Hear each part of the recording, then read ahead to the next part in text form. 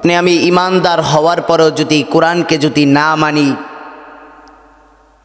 একজন বেঈমান হওয়ার পর সে যেমনে জাহান্নামের মধ্যে যাইবে, আপনি আমি ইমানদার হয়ে সৃষ্টি হওয়ার পরও কোরআন না মানার কারণে আপনি ওই বেঈমানের মতো জাহান্নামে যাইবেন। নাউজুবিল্লাহ। কারণ কি? পার্থক্য কি? পার্থক্য একটাই, আপনি কোরআনকে মানেন নাই। কি করেন নাই? কোরআনকে মানেন নাই। আপনি যদিও মুসলমানের ঘরে সৃষ্টি হয়েছেন, আমিও সৃষ্টি হয়েছি মুসলমানের ঘরে, কিন্তু কারণ একটাই পার্থক্য, আপনি মুসলমানের ঘরে সৃষ্টি হওয়ার পর আপনি কোরআনকে না মানতে পারার কারণে এজন্য আল্লাহ বলে আপনি জাহান্নামের মধ্যে যাইবে, তোমারও জাহান্নামের মধ্যে যাইতে হবে এই কোরআনকে না মানার কারণে। আমি আপনাদের সামনে কোরআনের যে আয়াত তেলাওয়াত করছি, এখানে আল্লাহ পাক বলতেছেন, আল্লাহ পাক ইমানদারকে ডাক দেয়া বলে, ও ইমানদাররা খেয়াল করিয়া শোনো, আমি আল্লাহ তাআলা কোরআনকে নাজিল করলাম হেদায়েতের জন্য। আমি আল্লাহর কোরআন দিয়ে যারা জীবন চালাবে তাদের জীবনকে আমি আল্লাহ সুন্দর করে দিব। সুবহানাল্লাহ।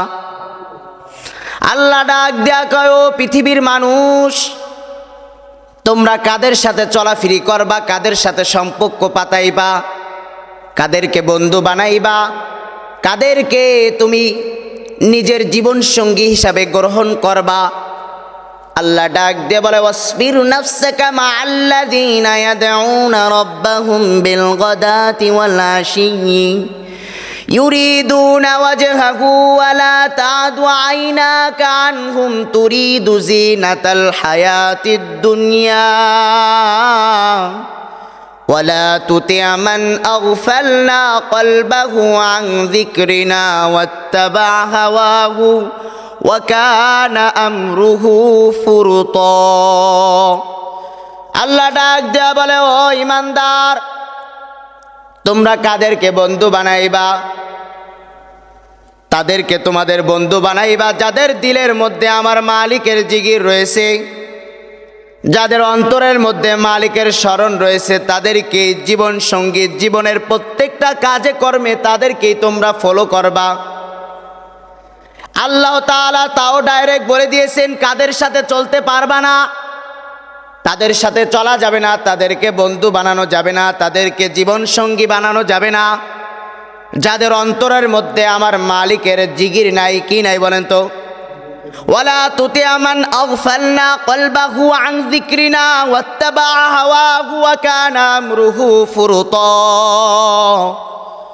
আল্লাহ ডাক দেয়া কয়, বান্দারে, তাদের সাথে চলবা না যাদের দিলের মধ্যে আমি আল্লাহর প্রেম নাই, আমি আল্লাহর জিকির নাই। ও মুসলমান ইমানদার, আল্লাহ তাআলা তোমাকে অনেক দামি হিসাবে সৃষ্টি করছে।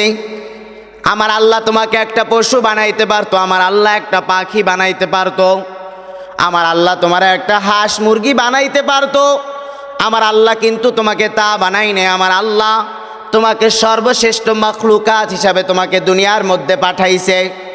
শুধু তাই নয়, তুমি এমন এক নবীকে পাইছো, যেই নবীকে পাওয়ার জন্য আল্লাহ তাআলার দরবারে প্রত্যেকটা নবী দোয়া করছে, আল্লাহ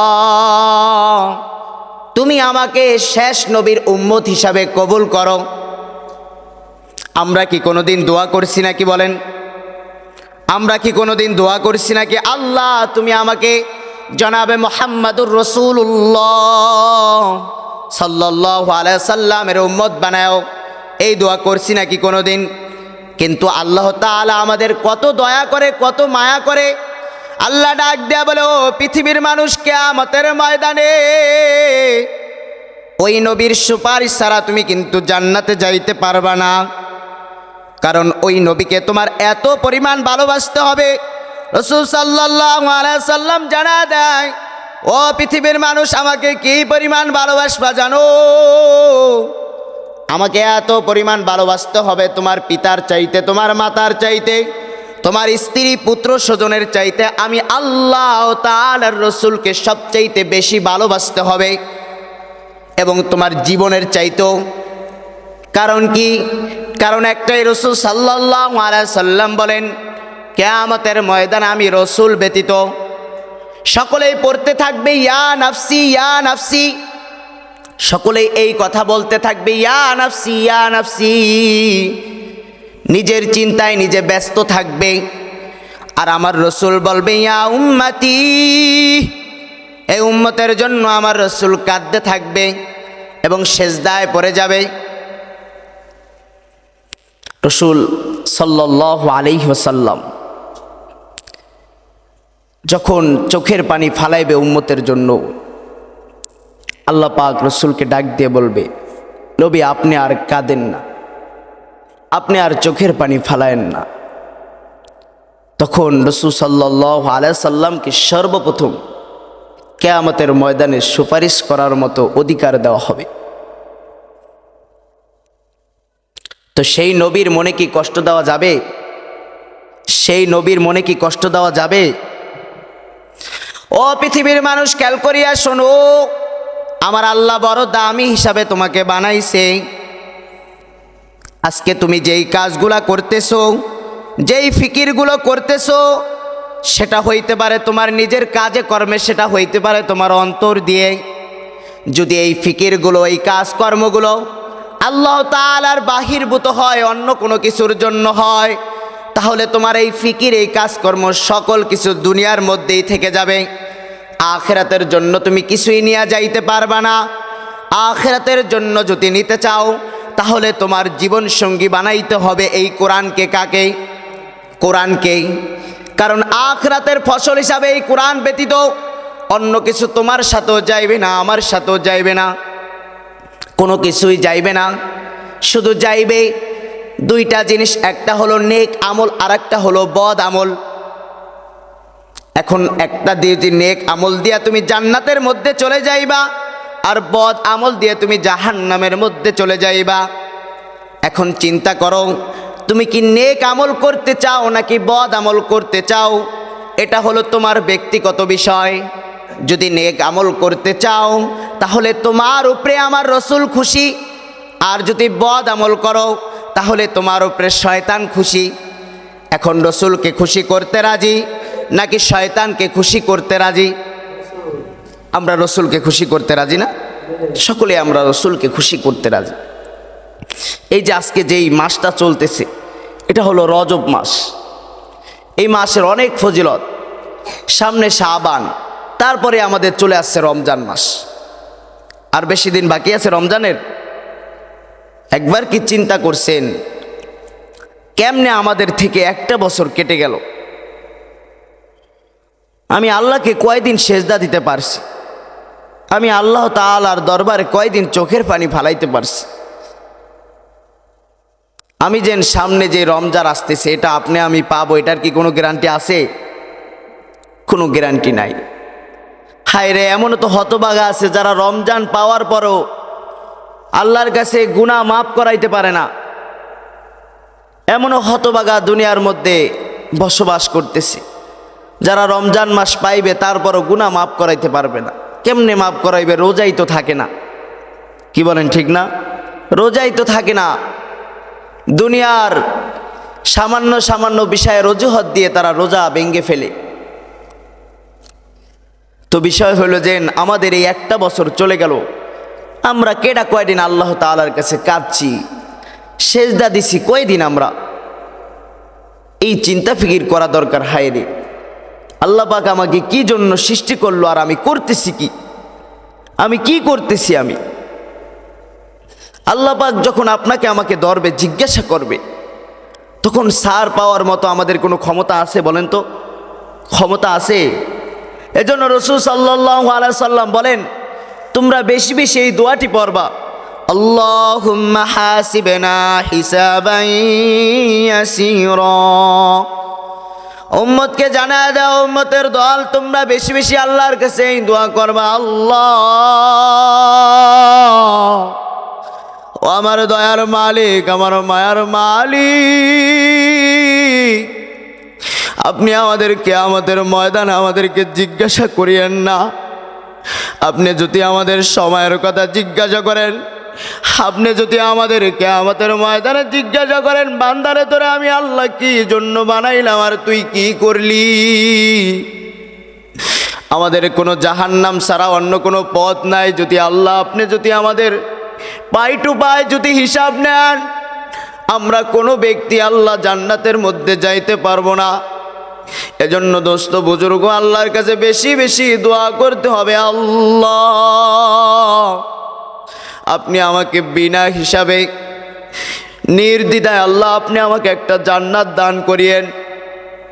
কারণ মুসলমান, আল্লাহ তাআলা যদি কঠোর পিলে যদি কিয়ামতের ময়দানে আপনার আমার বিচার করে, আমরা কিন্তু একজন ব্যক্তি ওই জান্নাতের দরজার গেটের সামনে যাইতে পারবো না।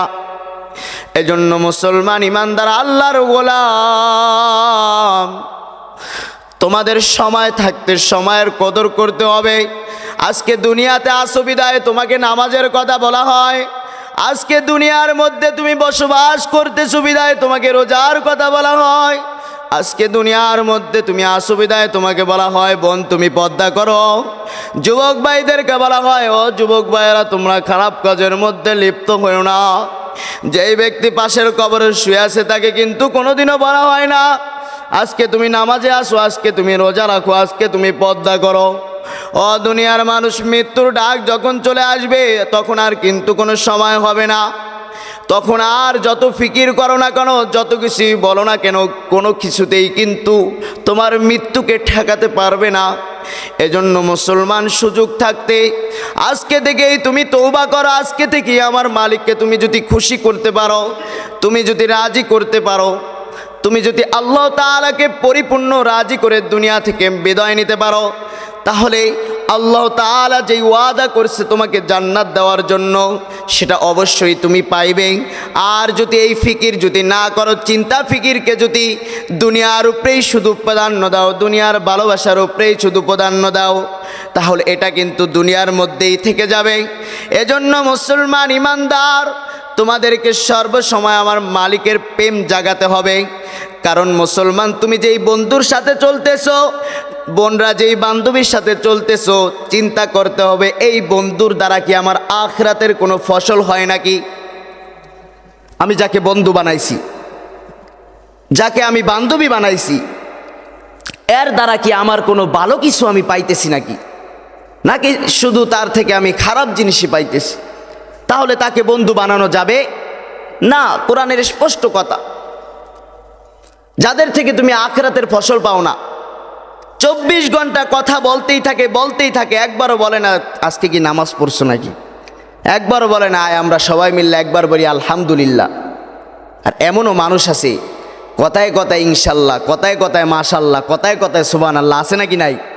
কারণ কি, কোন জায়গায় মাশাল্লাহ বলতে হইব, কোন জায়গায় সুবহানাল্লাহ বলতে হইব, কোন জায়গায় আলহামদুলিল্লাহ বলতে হইব, কোন জায়গায় ইনশাল্লাহ বলতে হইব, তার দিলের মধ্যে এটা সর্বসময় জাগ্রত থাকে, বিদায় সে আমল করতে পারে।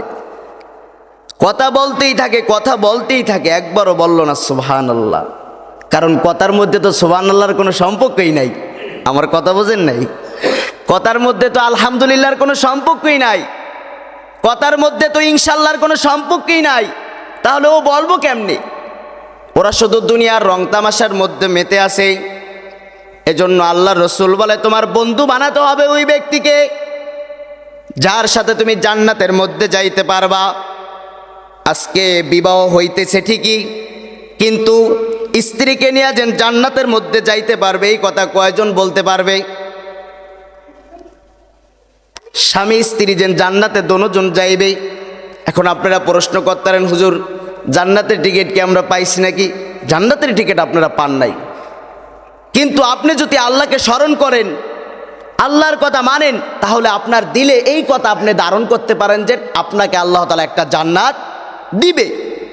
এটা আপনি মানতে পারেন, কারণ কোরআনটা সাক্ষী দেয় যারা সলিন হবে, মুত্তাকিন হবে, পরহেজগার হবে, আল্লাহর খাঁটি বান্দা হবে, তারা অবশ্যই জান্নাত পাইবে। এটার মধ্যে কোনো সন্দেহ নাই,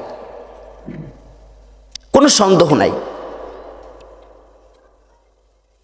বিবাহ করতেছে, সব কিছু করতেছে। আচ্ছা, বিবাহ শাদীটা কি? এটা দ্বারা আপনি কি বুঝতে চান? শুধু দুনিয়ার স্বাদ মিটানো এতটুকু শেষ? আল্লাহ রসুল সাল্লাল্লাহু আলাইহি সাল্লাম বলছেন, তোমরা যখন বিবাহ করো তখন তোমরা এই জিনিসটা সবচেয়ে বেশি প্রাধান্য দিবা। 4টে জিনিস দেখে হয়তো বা সাধারণত মানুষ বিবাহ করে। একটা কি জিনিস? একটা দেখা হলো টাকা পয়সা, সৌন্দর্য। তারপরে দেখানো হয় যে তাদের গৌরব কত, মানে একটা বাপদাদার একটা দাপট আছে না, এটা দেখে। আর একটা দেখা হয় দিনদারিত্বতা। তোমরা সৌন্দর্য, টাকা পয়সা, গৌরব, এটার চাইতে তোমরা বেশি প্রাধান্য দিবা দিনদারিত্বতা। কি বলেন তো? দিনদারিত্বতা।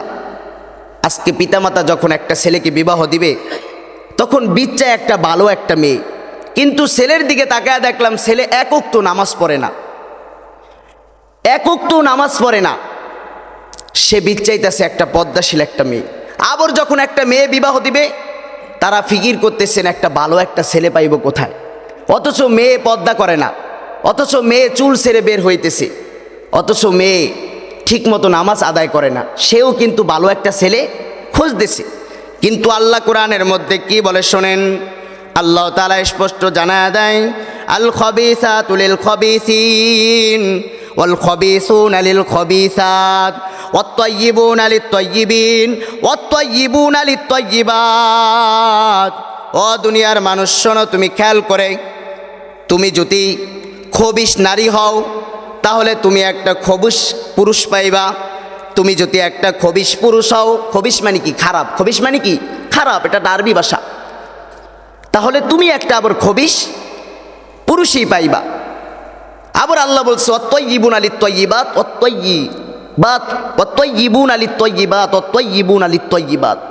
আল্লাহ বলছে যে তুমি যদি পবিত্র হও তাহলে তুমি একটা পবিত্র পাইবা, তুমি যদি অপবিত্র হও তাহলে অপবিত্র একটা পাইবা। তাহলে আমাদের কোথায় বেশি ঘাটতি, কোন জায়গায়? ইমানে কি ইসে বলেন তো? ইমানে। আজকে বিবাহ শাদী সব কিছু করে, সব কিছু কমপ্লিট, তারপরও ঘরের মধ্যে শান্তি নেই। আছে নাকি নাই? এটার কারণ কি জানেন? ইসলামকে না মানা। কি না মানা বলেন তো? ইসলামকে, এই কোরআনকে না মানা, আর কোনো কিচ্ছুই কারণ নয়। নামাজ পড়ে না, ঘরের মধ্যে এমনও ঘর আছে একজনও নামাজ পড়ে না, বেনামাজি, সব বেনামাজি টোটাল। এখন আপনি এই জায়গায় কি বলবেন? তারা আবার আপনার সাথে যখন কথা বলতে আসবে তখন বলবে আপনার জন্য আল্লাহ যেমন আমার জন্য তেমন। তাহলে আল্লাহ এই কথা কেন কইল? ইন্নাল্লাহ হিব্বুল মুত্তাকিন, আমি মুত্তাকিনদেরকে ভালোবাসি। তাহলে তো আমরাও তো ঘুমায় ঘুমায় কইমু খাতার তলে আমরা জান্নাত পেয়ে যাই গিয়া। তাহলে আমরা এত কষ্ট করে কেন রাত্রেবেলা এত কষ্ট করে উঠে অজু বানায় কেন নামাজ পড়তে আসি? আপনাকেও যদি আল্লাহ আমাদের মতনই ভালোবাসে তাহলে আমাদের এত কষ্ট করার দরকার কি? আমরাও তো বিড়ি খাইতে পারি, আমরাও তো মদ খাইতে পারি, আমরাও তো গাঁজা খাইতে পারি, তা আমরা কি লেগে এগুলো বাদ দিয়ে রইলাম? আপনি যদি ওই জায়গায় থাকতে বলতেন আমি জান্নাত পাইয়া যাই, তাহলে আমরা এত কষ্ট করতেছি কেন? আমাদের বাধা কোন জায়গায়?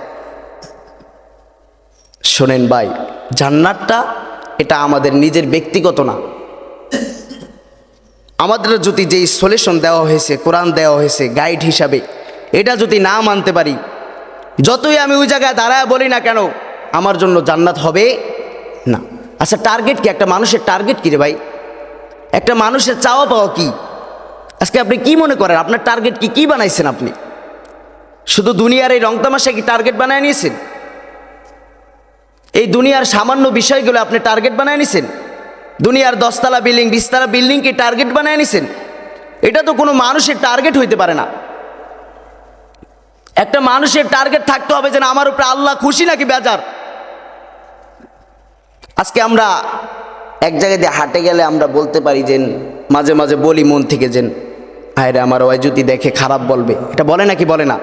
রাত্রে 3টা বাজে যখন গুনাহ করে তখন গেট গুট আটকে সুন্দর করে গুনাহ করে, তখন বলে আমাকে কেউ দেখতেছে না। আচ্ছা ভাই, তুমি দুনিয়ার সকলের চোখকে ফাঁকি দিলা, কিন্তু আল্লাহর চোখকে কি ফাঁকি দিতে পারছে? আল্লাহর চোখকে কি ফাঁকি দিতে পারছে? তাহলে দুনিয়ার মানুষ জানে তুমি অনেক ভালো, কিন্তু আল্লাহ বলে অনেক খারাপ।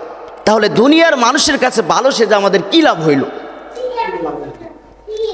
দুনিয়ার সকলে আমাকে খারাপ বলতে পারে, আল্লাহ যদি আমাকে ভালো বলে, এটাই তো সবচেয়ে বেশি কি বলেন আমাদের আখিরাতের জন্য প্রাধান্য।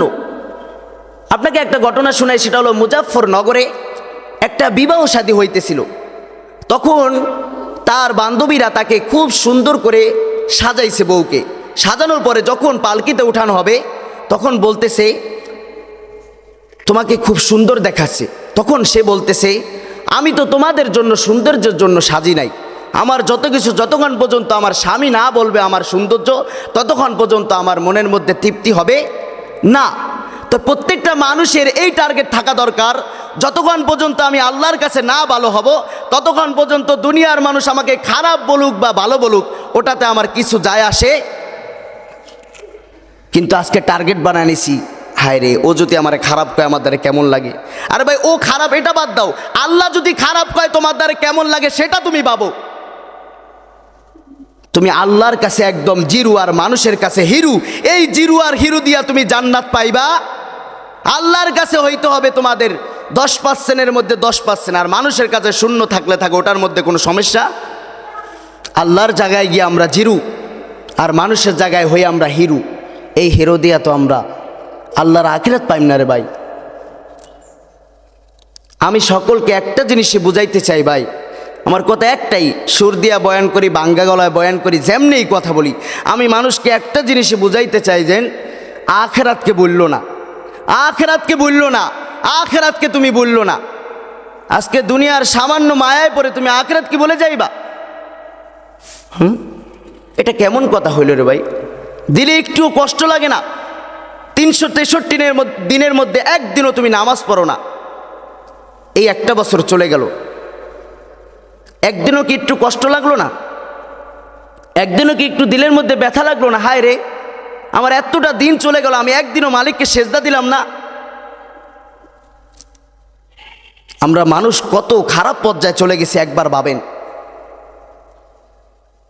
একজন মানুষ যখন আল্লাহর থেকে দূরে সরে যায়, আল্লাহ বলে ওর উপরে আমার কোনো দায়িত্ব নাই, আমি আল্লাহ ওই বান্দার উপরে সর্বসময় বেজার থাকি। একজন মুমিন যখন ইবাদত করে, যখন শয়তান তাকে ধোঁকা দেয়, তখন স্পষ্ট কোরআনের ভাষায় আল্লাহ পাক জানায় দেয় ইন্নাল্লাযীনা তাকাউ ইযা মাসসাহুম তায়ফুম মিনাশ শাইতান তাযাক্কারু ফাইদা হুম মুবসিরুন। আল্লাহ বলে যখন ঈমানদারদেরকে শয়তান ধোঁকা দেয়, সাথে সাথেই তার অন্তরের মধ্যে একটা ঈমানি জোশ জাগে, ঈমানি একটা শক্তি বৃদ্ধি পায়। আমাদের কি সেটা পায়? নামাজে আজান হইতেছে, আমি পাশ দিয়া যাইতাছি গা, হয় না এমন অনেক সময়? এ জায়গায় ইমাম সাহেব সূরা পড়তেছে, তার কানে আওয়াজ যাইতেছে, সে পাশ দিয়া চল্লা যাইতেছে। তাহলে কেমনে আমরা ঈমান আমাদের বৃদ্ধি পাইল? আল্লাহ তো বলে দিছে যারা ঈমানদার, শয়তান যখন তাদেরকে ধোঁকা দেয় সাথে সাথে তাদের অন্তরের মধ্যে ঈমানি শক্তি জোশ পায়, মানে শক্তি জেগে ওঠে। আমাদের কোথায়? তাহলে এই ঈমান দিয়া জান্নাত পাওয়ার আশা কেমনে করি আমরা?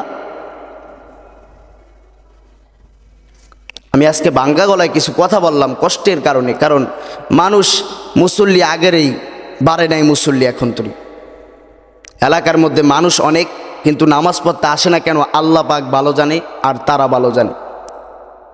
এই নামাজ যতদিন পর্যন্ত ঠিক না হবে, আমি আমার নামাজের কথা বলেই যাব, বলেই যাব, বলেই যাব। কিয়ামতের সর্বপ্রথম প্রশ্ন নামাজ, সর্বপ্রথম প্রশ্ন কি? নামাজ। এজন্য আমি বলেই যাব। এজন্য ভাই দোস্ত বুজুর্গ, নামাজ পড়তে হবে, আল্লাহকে বলা যাবে না, আখিরাতের ফিকির করতে হবে। আল্লাহ পাক আমাদের সকলকে কবুল করুক, আমিন।